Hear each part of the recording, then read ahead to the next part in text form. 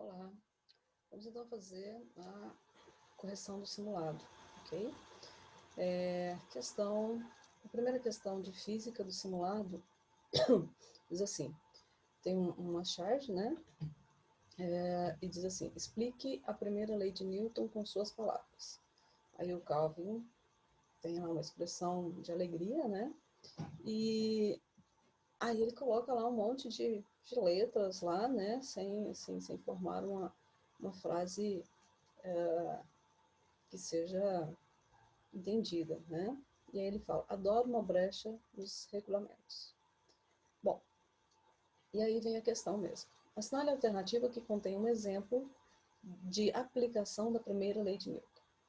E aí, nós temos aqui na letra A, um livro apoiado sobre uma mesa horizontal é empurrado horizontalmente para a direita com uma força de mesma intensidade da força de atrito que atua sobre ele, mantendo-o em movimento retilíneo e uniforme.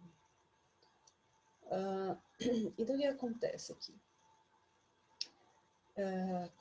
A primeira lei de Newton, ela fala que um corpo tende a permanecer no seu estado de repouso ou movimento. Não é isso? Então, se o corpo estava parado, a tendência dele é continuar parado. Se ele estava em movimento, a tendência dele é continuar em movimento, certo? A menos que uma força superior àquela que está atuando ali seja maior, né? E aí vai fazer ele mudar. Ou ele para se estivesse em movimento, ou ele se movimenta se estivesse parado. Tudo bem. Então aqui ele está dizendo, um livro apoiado sobre uma mesa horizontal é empurrado horizontalmente para a direita com a força de mesma intensidade da força de atrito que atua sobre ele, mantendo-o em movimento retilíneo uniforme. Então a tendência do livro é continuar parado. Porém, como a força vai atuando, ele acaba deixando de sofrer essa resistência e entra em movimento. Porém, esse movimento é uniforme, é retilíneo uniforme, o que prova que ele está em equilíbrio. Como ele está em movimento, ele está em equilíbrio dinâmico, tá certo? Então, a opção correta, letra A. Ok? Questão número 2. Vamos só aqui analisar essas outras. Então, aqui, ó. Quando um tenista acerta uma bola com sua raquete, exerce nela uma força na mesma direção e intensidade que a bola exerce na raquete, mas sentido oposto. Aqui é a terceira lei, né? Então, não é essa. Letra C. Em uma colisão entre duas bolas de bilhar, a quantidade de movimento do sistema formado por elas imediatamente depois da colisão é igual à quantidade de movimento do sistema imediatamente antes da colisão. Essa aqui até que está correta, mas ela não diz respeito à primeira lei de Newton, diz a colisão, que é um conteúdo que, infelizmente, a gente não conseguiu ver ainda, né? Em um sistema de corpos, letra D, em um sistema de corpos onde forças não conservativas não realizam trabalho, só pode ocorrer transformação de energia potencial em cinética ou de energia cinética em potencial. Então, essa daqui também não diz respeito à primeira lei de Newton. Ela está falando sobre trabalho e energia, que também é conteúdo que, infelizmente, a gente não conseguiu ver ainda, né? Mas que eu espero seja trabalhado em pós-médio no ano que vem, tá bom? Letra E, se a força resultante que atua sobre um carrinho de supermercado, enquanto ele se move, tiver sua intensidade dobrada, a aceleração imposta a ele também terá sua intensidade dobrada. Aqui a gente está falando da segunda lei de Newton, né? Porque a força, ela é diretamente proporcional à aceleração. Então, se eu dobro a força, a aceleração dobra. Se eu reduzo a força, a aceleração vai reduzir, porque força é igual a massa vezes a aceleração. Certinho? Muito bem. Número 2. Um veículo segue em uma estrada retilínea, horizontal, retilínea, e o seu velocímetro registra um valor constante, referindo-se a essa situação, assinale V para as afirmativas verdadeiras ou F para as falsas. Então, olha só, o que ele fala? O velocímetro registra um valor constante, isso quer dizer que ele está com velocidade constante. Se ele está com velocidade constante, não existe aceleração, né? Então, vamos lá, a aceleração do veículo é nula. Essa é verdadeira, é nula. Por quê? Velocidade constante, não muda a velocidade, não tem aceleração. A resultante das forças que atuam sobre o veículo é nula. Olha só, quando a gente estuda equilíbrio, nós temos equilíbrio estático e dinâmico. E para as duas situações, um corpo vai estar em equilíbrio quando a resultante das forças que atuar sobre ele for nula. E aí ele pode estar parado ou ele pode estar em movimento, mas esse movimento tem que ser uniforme, que é o caso desse veículo aqui, porque o velocímetro mostra a velocidade constante. Então, verdadeiro também, então até agora a gente tem verdadeiro e verdadeiro. E a terceira aqui é a força resultante que atua sobre o veículo tem o mesmo sentido do vetor velocidade. Olha só, gente, essa é falsa. Por quê? Porque não há vetor força resultante, uma vez que a força é nula.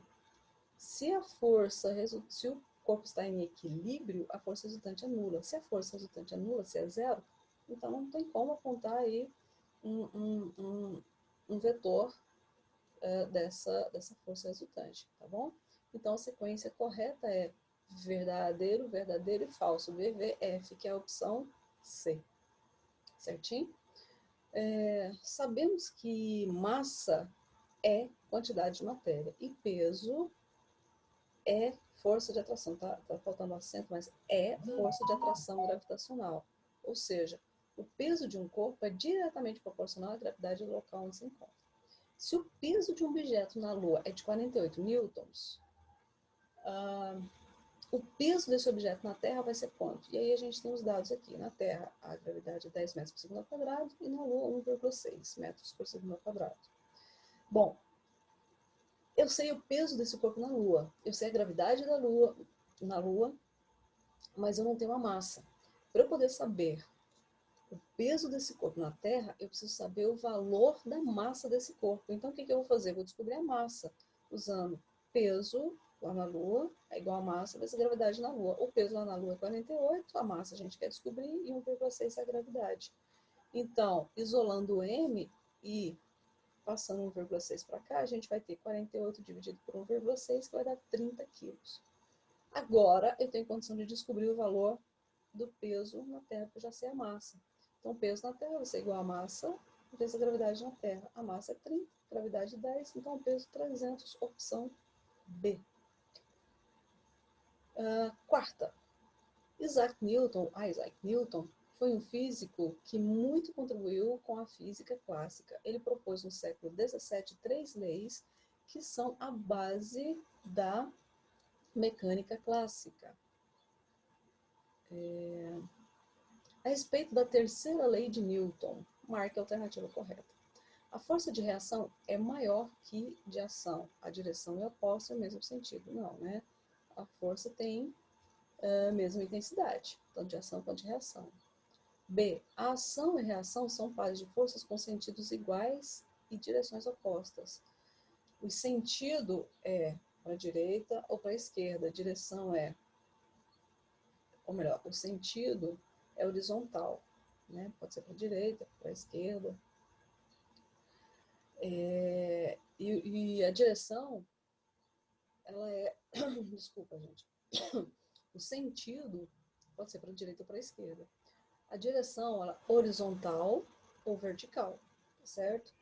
Então, aqui ele está dizendo que são pares de forças com sentidos iguais e direções opostas.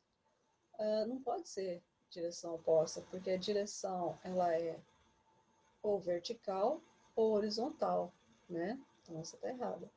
Letra C, a força de ação é sempre maior que de reação. Como na letra A, a gente já disse que são iguais, né? Letra D, toda ação corresponde a uma reação de mesma intensidade e sentido. Não é o mesmo sentido, né?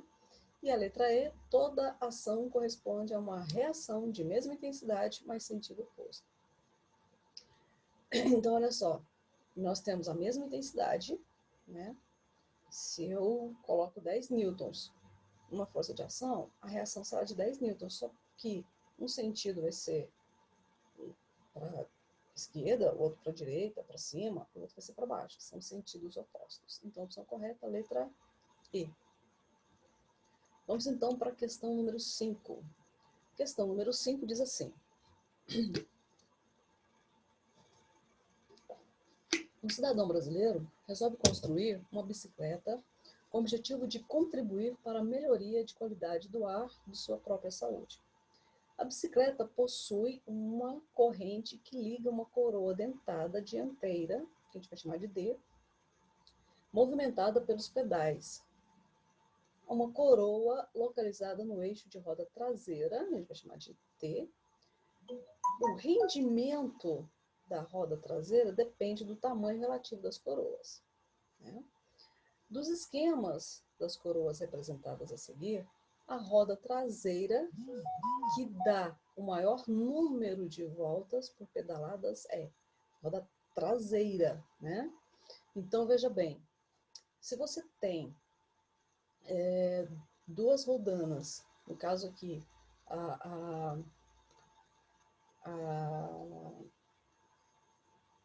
a catraca e a coroa, né, são rodanas, que estão ligadas com a corrente ou uma correia, aquela que for menor, ela vai dar, a velocidade linear vai ser a mesma, mas a velocidade angular vai ser diferente. Aquela que for maior, enquanto ela dá uma volta, dependendo do tamanho da menor, ela vai dar 2, 3, 4 voltas, porque ela precisa ter uma velocidade maior, velocidade angular maior, para que ela consiga acompanhar esse movimento e a velocidade linear permanecer. Então, aqui, o que a gente precisa? A gente precisa de uma catraca que seja menor, tá certo? Então, aqui na letra A, as duas têm o mesmo tamanho, então vai ser o mesmo número de volta. Repare aqui, ó, a coroa e a catraca. Aqui, a catraca é maior, então ela vai dar menos volta do que a coroa, né? Aqui elas também são iguais, o mesmo número de volta. Aqui, nós temos ela bem menor, né, a traseira aqui bem menor que a dianteira. Então, a opção correta é a letra D, porque essa daqui é a traseira maior e a dianteira menor. E então, a opção correta é a letra D, tá certo? Enquanto essa daqui dá uma volta, se essa daqui tem a metade do tamanho dessa, né? Essa aqui, ó, tem um tamanho X, e essa aqui é X sobre 2, é a metade, então ela vai dar 2 voltas para conseguir acompanhar uma volta dessa, tá certo? E essa daqui é bem menor, né? Então, a letra D, ela vai dar um número maior de voltas, tá certo? Número 6. O dinamômetro ou balança de mola é um instrumento para medir força. Se graduado em newtons, ele indica o par de forças que é exercido sobre ele, distendendo a mola. Quer dizer, a mola vai esticar, né? Ele é um aparelhozinho onde você tem uma mola e aí tem um gancho, onde você coloca o objeto para você medir a força. É muito parecido com aquele instrumento utilizado por pescadores para poder pesar o peixe, tá? Só que no dinamômetro a graduação é em newtons, porque a gente vai estar medindo força, no caso força-peso, tá bom? Com a graduação em quilogramas é que ele se tornou conhecido no tempo do Império como balança de peixeiro, pois o peixe era carregado em cestas sobre burros e comercializado pelas ruas. A figura a seguir mostra um dinamômetro de peso desprezível, em cujas extremidades estão aplicadas as forças indicadas. Então, nós temos o primeiro caso, dinamômetro em newtons, você tem 100 newtons aqui para a esquerda e 100 newtons para a direita. O segundo caso, também graduado em newtons, você tem 150 newtons para a esquerda e 150 para a direita. Assinale a alternativa correta. A indicação do dinamômetro no primeiro caso é 0. Não vai ser 0. Por que não vai ser 0? Ué, professora, mas tem 100 newtons para cá, 100 newtons para lá. Não vai ser 0, porque você tem o dinamômetro aqui, você tem uma mola, e então o que vai mostrar esse valor vai ser o que está do lado da mola. A mola vai puxar ali, tá certo? Letra B. A leitura do dinamômetro no segundo caso é 300. Também não vai ser 300, porque você tem a mola somente de um lado, não tem do outro. A resultante sobre o dinamômetro, no caso, a resultante sobre o dinamômetro, no primeiro caso, é 100 newtons. Não vê. A indicação do dinamômetro, no primeiro caso, é 100 newtons. E na letra E, a leitura do dinamômetro, no segundo caso, é 50 newtons. Então, olha só, a indicação no dinamômetro, ela é apenas o valor que vai ser indicado na graduação ali, quando a gente olha, tá? No primeiro caso, é 100 newtons, né? E no segundo é 150. Só que a resultante das forças nos dois casos é zero, a resultante, tá? Agora, desculpa.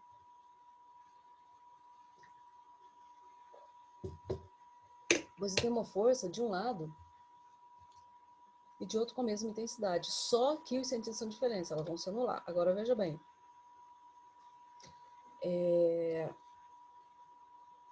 Você vai ter ali marcado apenas o valor indicado do lado que você tem a mola, tá certo? E o lado que você tem a mola vai marcar 100 newtons, né? Então, a opção correta cadê? Esse aqui, né? É a letra D, ó. A indicação do dinamômetro, pelo caso, é 100 newtons, ok? Letra C, opção correta, a letra D. Esqueci de marcar aqui, mas é a letra D, tá bom? 7. A figura representa um caixote transportado por uma esteira horizontal. Ambos têm velocidade de módulo V constante. Veja bem, se essa velocidade é constante, o movimento uniforme. Então, esse caixote está em equilíbrio. Suficientemente pequeno para que a resistência do ar sobre o caixote possa ser considerada expressiva. Então, eu vou desprezar o ar. Muito bem. Pode-se afirmar que sobre esse caixote, na situação da figura, letra A, atuam 4 forças. O seu peso para baixo, né? A reação normal, que seria a própria esteira, né? Devolvendo aqui para cima. A força de atrito entre a esteira e o caixote e a força motora que a esteira exerce sobre o caixote. Veja bem, a gente está falando sobre o caixote. A esteira, a força da esteira, não tem nada a ver com o caixote, é da esteira, tá? Esse caixote, ele tá parado, né? Então, a gente tem ali força de atrito ali, e a resultante entre atrito e a força, zero, né? Atuam 3 forças, o peso, a reação normal da esteira, a força de atrito entre a esteira e o caixote no sentido oposto ao do movimento. Também não é essa. Atuam 3 forças, o seu peso, a reação normal da esteira, peso e normal, a gente já sabe que tem. A força de atrito entre a esteira e o caixote não está se movimentando, o que está se movimentando é a esteira, tá? E letra D, atuam 2 forças, o peso e a reação normal da esteira. E C, não atua força nenhuma, pois ele tem movimento retilíneo uniforme. Ora, essa daqui, a letra D, a gente pode desprezar. Então, veja bem, a gente está falando somente sobre o caixote. Então, se a gente está falando somente sobre o caixote, nós temos que observar somente as forças do caixote. O caixote não está em movimento, quem está em movimento é a esteira. Então, o que nós temos ali, as únicas forças que estão atuando sobre esse caixote é peso e a reação normal, mais nada, certinho? Então é isso, pessoal. Espero que vocês tenham acertado tudo e qualquer dúvida, entre em contato, tá bom?